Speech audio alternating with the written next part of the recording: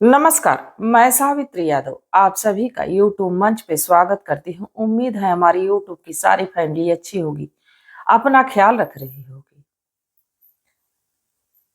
8 मार्च 2025 की दोपहर का वक्त था। एक घर के एक प्यारे सदस्य को हमेशा के लिए खामोश कर दिया जाता है, और खामोश इसलिए किया जाता है कि वो एक ऐसे व्यक्ति का राज जान चुका था, जो कि अगर जो लोगों के सामने आती तो उसके सत्ता पे, उसके रसूख पे बहुत ही फर्क पड़ता। और सिर्फ फर्क नहीं पड़ता, बल्कि वो हमेशा के लिए शायद उस गद्दी से, उस पदवी से उतार दिया जाता और शायद जेल के सलाखों के पीछे चला जाता। उसी राज को दफन करने के लिए पत्रकार, एक मीडिया कर्मी, जिसकी जुबान को हमेशा के लिए खामोश कर दिया जाता है, राघवेंद्र वाजपेयी। राघवेंद्र वाजपेयी की उम्र लगभग 35 साल, मोहाली तहसील के रहने वाले। जब इनको एक ऐसी जानकारी मिलती है, एक ऐसी तस्वीर इनके पास रहती है, एक ऐसी रिकॉर्डिंग इनके पास रहती है, जिससे लेके वो वक्त का इंतजार कर रहे थे कि वो जल्द से जल्द लोगों के सामने इस बात को रखें। और उसी वक्त उनके साथ बहुत बड़ी घटना को अंजाम दिया जाता है। उनकी आवाज के साथ साथ उनके शायद कैरियर को भी उसी वक्त खत्म कर दिया जाता है, जब वो शायद उस राज को खोलने ही वाले थे, उस राज को खोलने ही जा रहे थे। बाकी उन्हें नहीं पता था कि वो जिस राज को खोलने वाले हैं, उस राज को लेके षड्यंत्र चल रहा है, प्लानिंग चल रही है, और उनको हमेशा के लिए खामोश कर दिया जाएगा, उनको हमेशा के लिए चुप करा दिया जाएगा। दरअसल राघवेंद्र जी के मोबाइल पे एक कॉल आती है, और जब कॉल आती है तो सीतापुर जिला मुख्यालय के लिए रवाना होते हैं, निकलते हैं। जैसे ही लखनऊ दिल्ली हाईवे पे पहुंचते हैं, तब तक पता चलता है कि अचानक से कुछ अज्ञात बाइक सवार आते हैं और ताबड़तोड़ फायरिंग करते हैं, जहां राघवेंद्र को हमेशा के लिए चुप करा दिया जाता है, हमेशा के लिए खामोश करा दिया जाता है। अफरा तफरी का माहौल हो जाता है। वहां के स्थानीय लोग पुलिस को फोन करते हैं, पुलिस की टीम आती है, सारी चीजों को देखती परखती, बाकी फिर भी कुछ हाथ लगता नहीं। अब लगभग 125 संदिग्धों से पूछताछ होती है। 150 से ज्यादा सीसीटीवी कैमरे खंगाले जाते हैं। लगभग 1000 से ज्यादा मोबाइल फोन की लोकेशन ट्रेस होती, और ये जांच 34 दिनों तक चलती रहती है। बाकी 34 दिनों के बाद जब खुलासा होता है कार्यदेव बाबा के खिलाफ, ये कार्यदेव बाबा जो कि इस पूरी घटना का मास्टरमाइंड, पूरी घटना का एक तरह से मानिए तो मुजरिम, जो ये सीतापुर के पत्रकार राघवेंद्र, उनका आना जाना एक मंदिर पे लगातार लगा हुआ था, जिस मंदिर के मुख्य पुजारी, मुख्य आरोपी कार्यदेव बाबा, और उस मंदिर के मुख्य पुजारी जो होते हैं वो होते हैं रमाकांत मिश्रा। रमाकांत मिश्रा से राघवेंद्र का आना जाना लगा रहता है, बातचीत होती रहती है। बाकी इसी बीच ये कार्यदेव बाबा के कुछ ऐसे अनैतिक काम जान जाते हैं,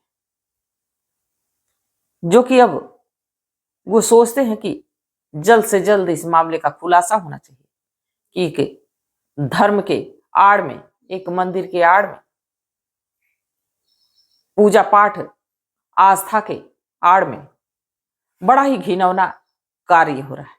और कार्य ये हो रहा था कि जो ये कार्यदेव बाबा है, इसका कई नाबालिगों के साथ समलैंगिक संबंध होता है और अक्सर वो उस इलाके के ऐसे नाबालिग लड़कों के साथ उनको बहला के, फुसला के, लालच में तमाम तरह के लुभावने झांसे देके उनके साथ समलैंगिक संबंध बनाया करता था और ये सिलसिला बहुत पहले से चल रहा था।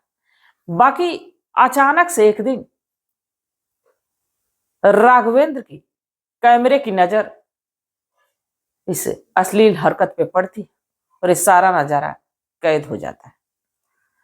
बाकी ये बात जब कार्यदेव बाबा को पता चलती है, ये कार्यदेव बाबा के तरफ से कहना है कि उसने 30 लाख रुपए की डिमांड की थी।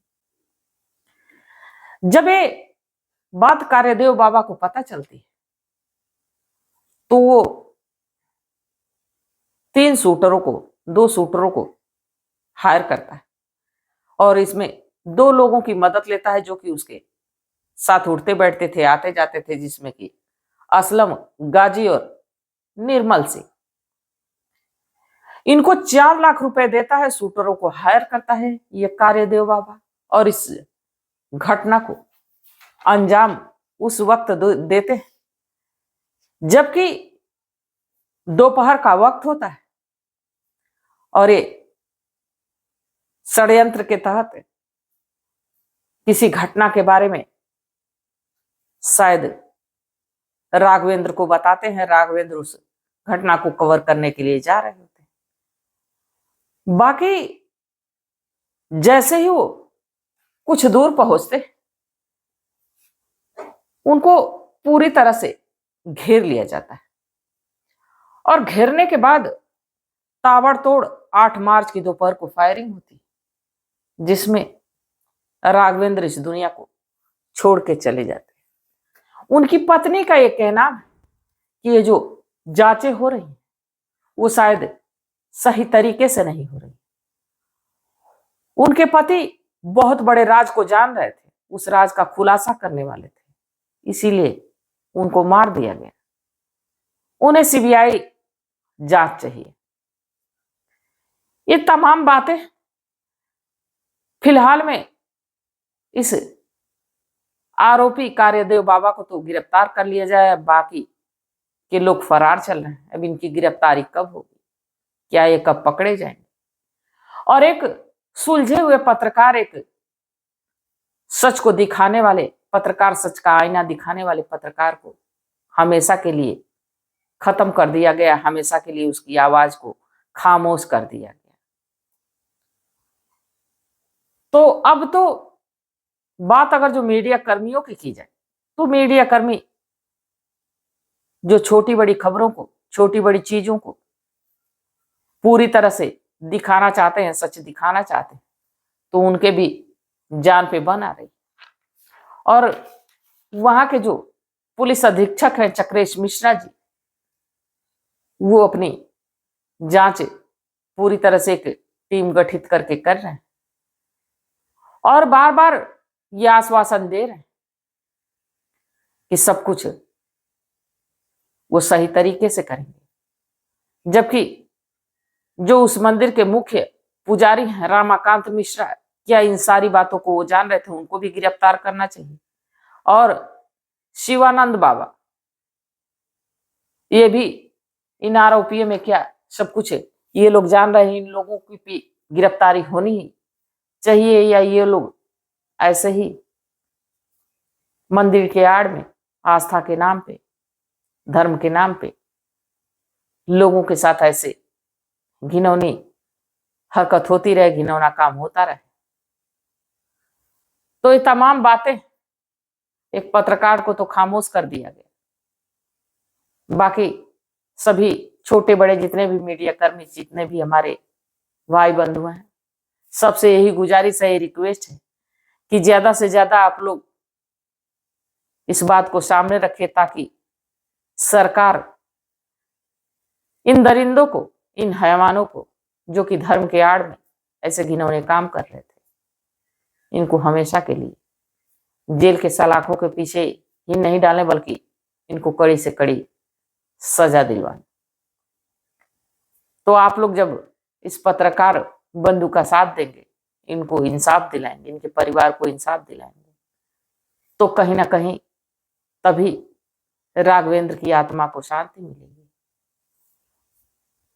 तो जितने भी हमारे YouTube फैमिली से, हमारे YouTube परिवार के जितने भी लोग हैं, आप लोग कमेंट करके अपनी राय, अपनी सलाह जरूर बताइएगा।